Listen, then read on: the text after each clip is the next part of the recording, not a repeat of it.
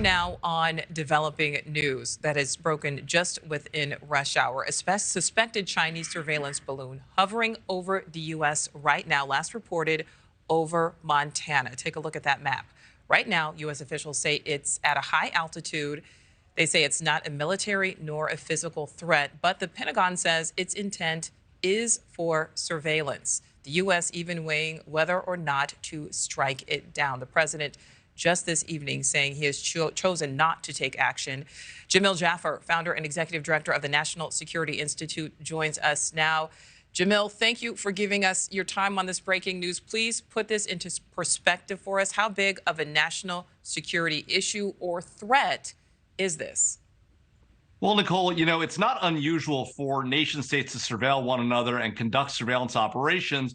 I think what's most significant about this is that the United States has detected this balloon and that the Defense Department is saying this is not the first time that they've seen Chinese high-altitude spy balloons over the United States, that this has been going on for years, and that in this case, actually yesterday, they decided to impose a ground stop at the airport there in Billings, Montana, and put planes up in an effort to consider whether or not to shoot down this spy balloon. And Jamil, something that's interesting, the timing of this is not a coincidence. We just learned of the U.S. securing these bases in the Philippines to potentially counter China. Now we're learning about this suspected surveillance balloon.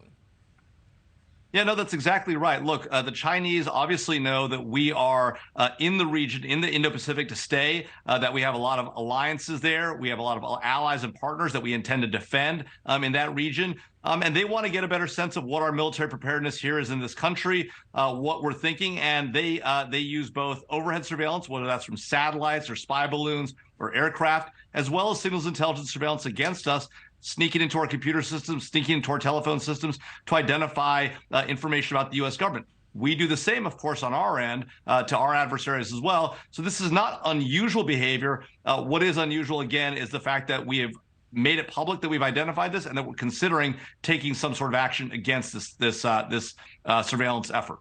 Yeah, and when you say that, I think about, apps and TikTok. There's been so much backlash recently against TikTok, which is Chinese owned. What are the next moves here? I mean, do we just let this balloon float back up through Canada and then back? What's going to happen?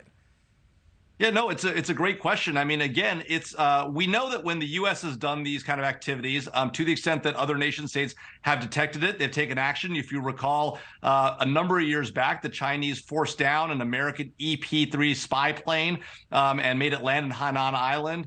They ultimately looted that plane of all of its surveillance equipment, learned a lot about our capabilities, and held the crew there for a number of years. This obviously appears to be an unpiloted vehicle. But back in the 60s, the Russians shot down an American Blackbird SR-71 spy plane.